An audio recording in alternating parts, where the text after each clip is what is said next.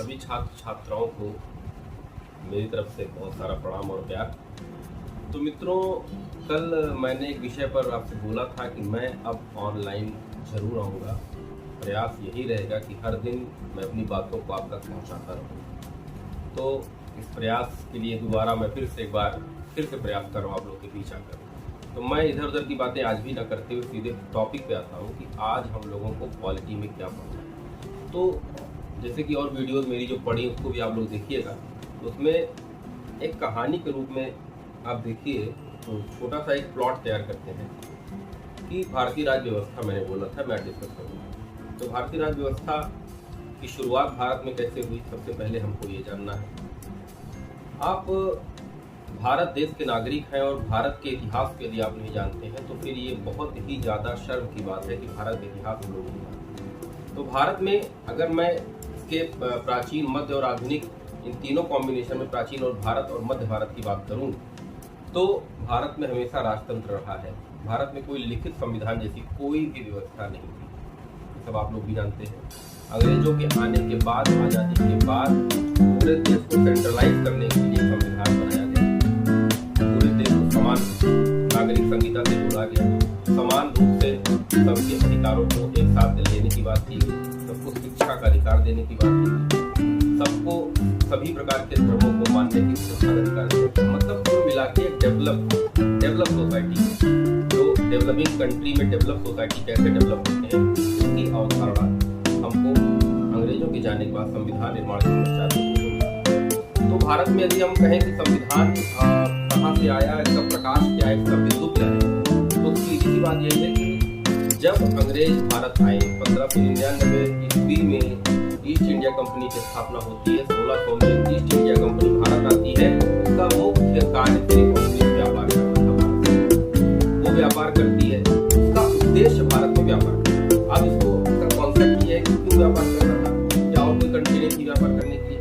बिल्कुल थी, लेकिन भारत उस वक्त मसाला और सूती उद्योग, सूती कपड़ों के लिए प्रमुख रूप से पूरे विश्व में स्वर्णिम था उसका इतिहास, सूती कपड़ों और मसालों।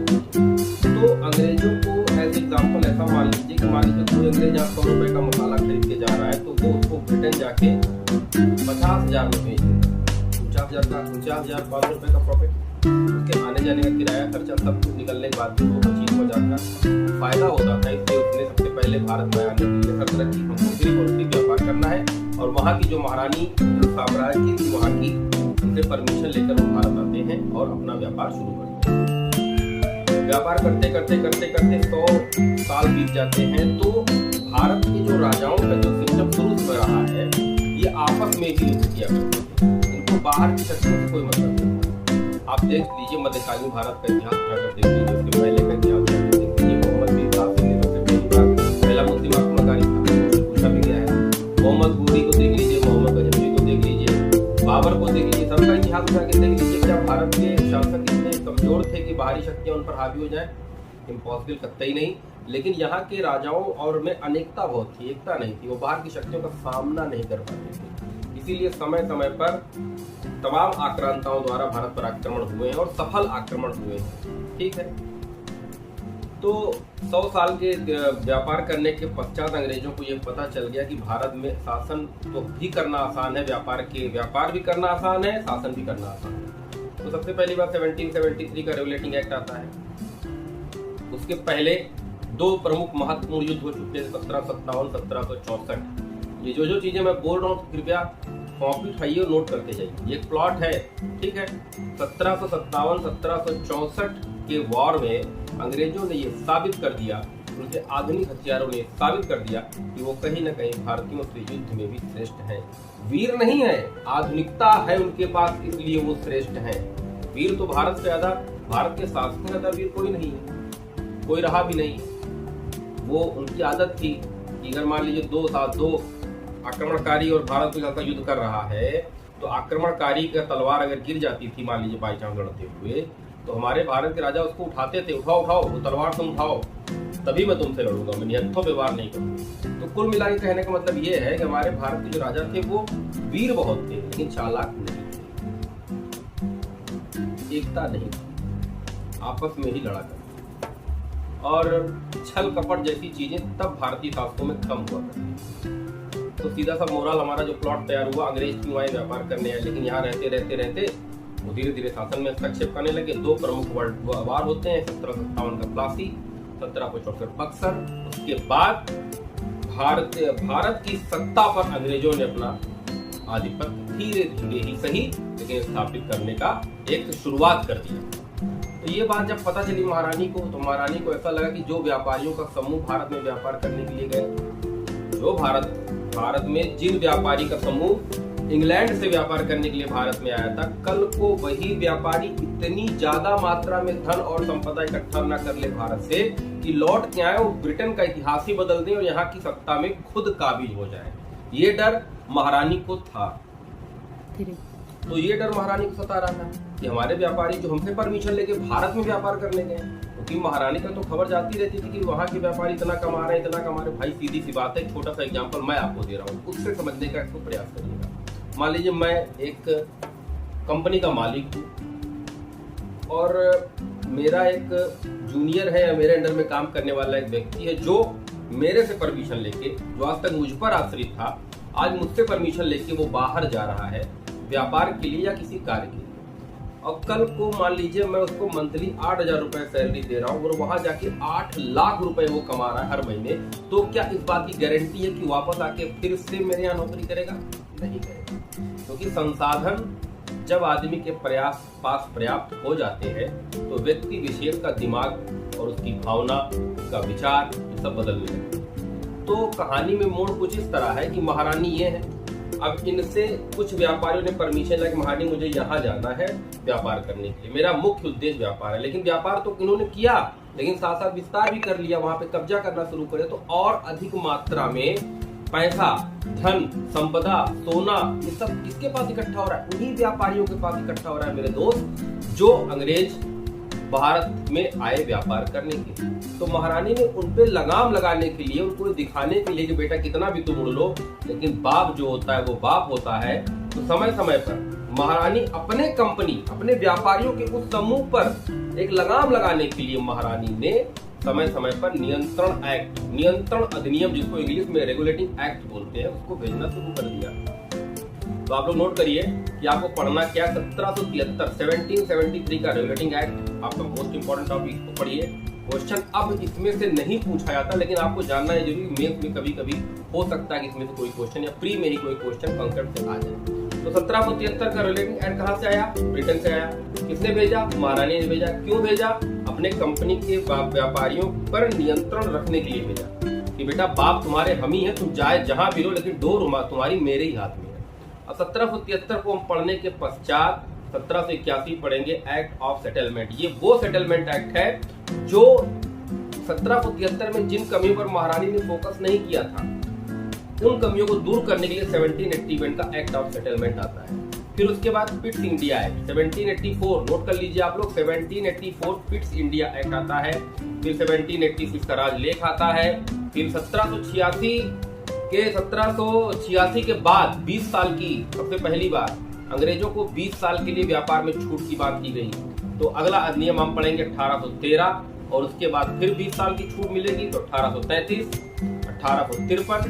ये जो आर्टिकल्स, जो एक्ट आपको मैं बता रहा हूँ, ये सिनेरियो में प्लॉट यहीं से तैयार होगा। 1773, 1781, 1784, 1813, 1833 और 1853। 1853 ये अंतिम चार्टर एक्ट है ब्रिटेन। क्यों? क्योंकि 1857 में बहुत बड़ी क्रांति होती है भारत में, जिसको प्रथम स्वतंत्रता संग्राम पीडी आर सावरकर जी ने कहा था कि भारत का पहला स्वतंत्रता संग्राम था। 1857 की जो स्वाधीनता की जो लड़ाई, हम नहीं कह सकते उसको। क्यों? क्योंकि एक तरीके से कई इतिहासकारों ने अलग अलग तरीके से उसको बताया। कोई कहते हैं धार्मिक लड़ाई थी, कोई कहते हैं आर्थिक है, कोई सामाजिक है। तो मेरा जो मानना है एज यूपीएससी एस्पायरेंट, तो मैं सीधी बात जानूंगा कि उस वक्त का जो मुद्दा था कहीं ना कहीं वो धर्म को लेके था। क्योंकि मुसलमानों को सुअर की चर्बी से काट के कारतूस को लगाना पड़ता था और हिंदुओं को गाय की चर्बी का कारतूस काट के लगाना पड़ता, जिससे ये उठने लगा कि धीरे धीरे इन लोगों का धर्म भी भ्रष्ट कर दिया जा रहा है। आपको पता होना चाहिए, मैं आपको एक प्राचीन एक छोटी सी बात बता रहा हूँ कि भारत में जब कोई शासक भारत के बाहर कोई व्यक्ति समुद्र पार करके जाता था तो उसको धर्म, जाति, समुदाय से निष्कासित कर दिया था। ऐसी मान्यता थी हमारे भारत देश में। तो 1857 की क्रांति ने ये सिद्ध कर दिया कि भारतीय आज जाग गए, अगर आज जाग गए, अभी जाग गए, तो आज के आज भारत मेरा आजाद हो जाएगा। ये बात अंग्रेजों को पता चली, अंग्रेजों से महारानी को पता चली। महारानी क्या चाहती थी? क्या भारत से जाना चाहती थी? नहीं जाना चाहती थी, वो यहाँ पर रहकर शासन करना चाहती थी। इसीलिए 1858 1853 अंतिम चार्टर एक्ट था। उसके बाद 1857 क्रांति को बहुत अच्छे से पढ़िए। फिर 1858 का मैग्ना कार्टा। 1857 के बाद महारानी ने छोटा सा जुमला दिया कि अब आज से जो ब्रिटेन के नागरिकों की जो समानता है, वही समानता सेम भारतीय नागरिकों की होगी। ये क्या था? ये लॉलीपॉप। मैं गाना नहीं आपके लिए लॉलीपॉप वाला, मैं सीधी सी बात नहीं कर रहा हूँ। ये लॉलीपॉप था भारतीयों के दिल में थोड़ा सा जगह बनाने के लिए और थोड़ा अधिक समय तक शासन करने के लिए भारतीयों को दिया गया एक छोटा सा लॉलीपॉप था कि भैया जैसे ब्रिटेन के नागरिक हैं, आज से वैसे सेम भारतीय नागरिक हैं। जो छूट ब्रिटेन के नागरिकों को दी जाएगी, सेम वही छूट आज से भारतीय नागरिकों को दी जाएगी। अब बताइए ऐसा क्यों किया गया? इसमें मंथन करिए, सोचिए कि 57 की क्रांति इतनी ज्यादा पावरफुल थी, बल्कि 57 की क्रांति अगर मैं एक आंकड़े में ये बोलूं तो पूरे भारत में फैली भी नहीं थी। दक्षिण भारत जाते जाते तक पूरी समाप्ति भी हो गई। अब वो इतिहास का विषय है, तो इतिहास के विषय में हम डिस्कस करेंगे। मजा आ रहा है कि नहीं आ रहा है? चलिए बताइए आप लोग कमेंट करके, मजा आ रहा है कि नहीं? एक छोटा सा संक्षिप्त इतिहास है जो आपका प्लॉट तैयार करेगा। तो 1858 में महारानी ने क्या दिया? जुमला दे दिया कि भैया जैसे मेरे ब्रिटेन के नागरिक होंगे, वैसे अब भारतीय नागरिक होंगे। दोनों को समान कहा गया। ठीक है, दोनों समान होंगे, समान अधिकार होगा, सब कुछ समान कर दिया जाएगा। तो भारतीय शिक्षित वर्गों ने, जो भारत में शिक्षित वर्ग था, उसने इसको मैग्ना कार्टा कहा, अधिकार पत्र। शिक्षित वर्ग ने इसको अपना अधिकार पत्र कहा। लेकिन आप मुझे एक बात बताइए, क्या मैं आपके दिमाग में प्लॉट डाल रहा हूं तो ध्यान समझिएगा, क्या उस वक्त सामाजिक स्थिरता भारतीय समाज में थी?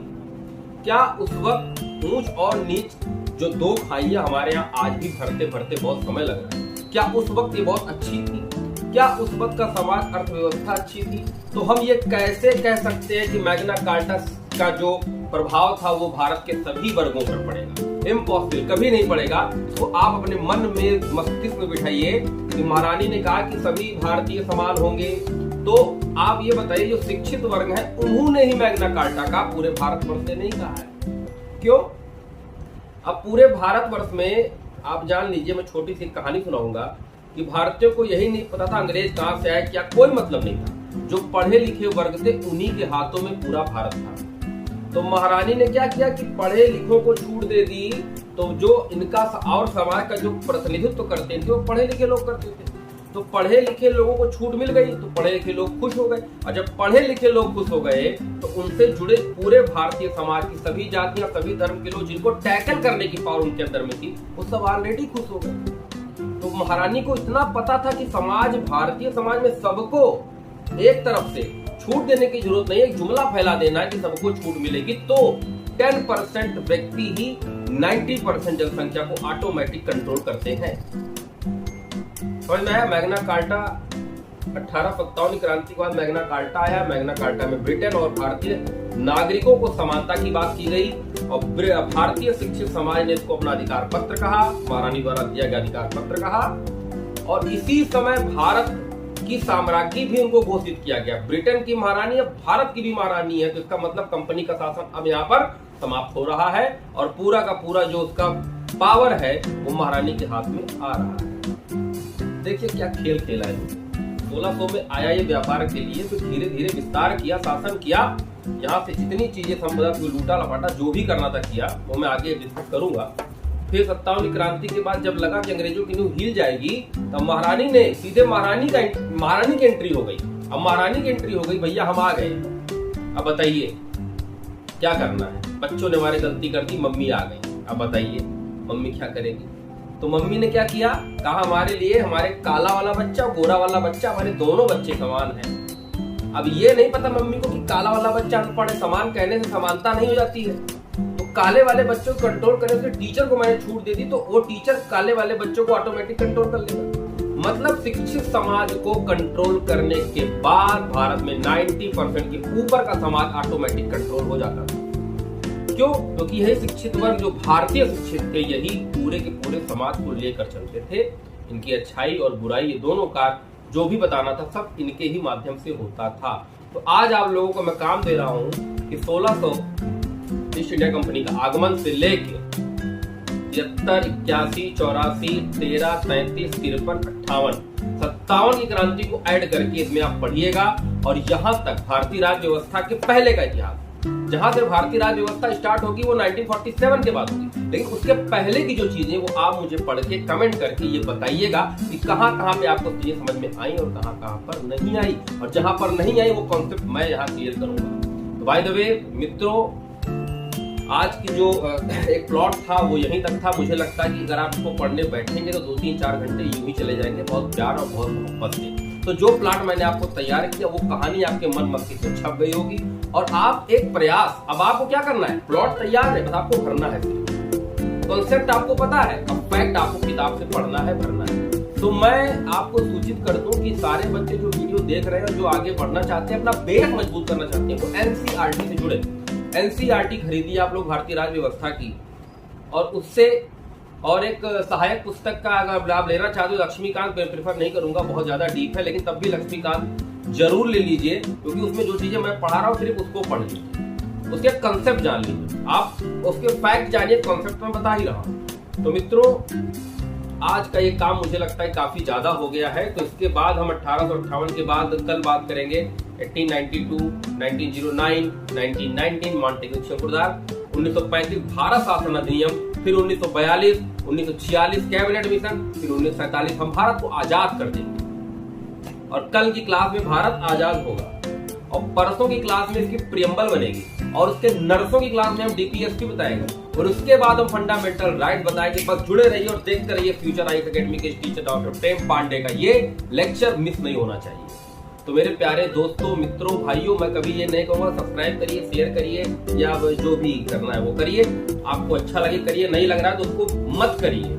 मैं आपसे ये कतई नहीं कर रहा हूं पैसा कमाने के लिए या मैं अपनी प्रॉपर्टी बढ़ना, ना ना ना, मैं पॉपुलर होना ही नहीं चाहता हूँ। मैं सिर्फ उन बच्चों को ये चीज जोड़ रहा हूँ जो मेरे अपने खुद के पढ़े लिखे बच्चे हैं। तो मैं उनका नाम भी यहाँ पे लेना चाहता हूँ। जैसे मेरी पढ़ाई बिटिया है, उसका नाम है अर्चना यादव, वो इस वक्त एसएससी उसने क्वालिफाई किया था। उसकी अगर वो मेरी वीडियो देख भी रही है तो उसकी मानसिक और आर्थिक अवस्था भी उस वक्त नहीं थी, लेकिन मैंने उसको पढ़ाया और उसने संघर्ष किया। आज वो सब इंस्पेक्टर है। और संजय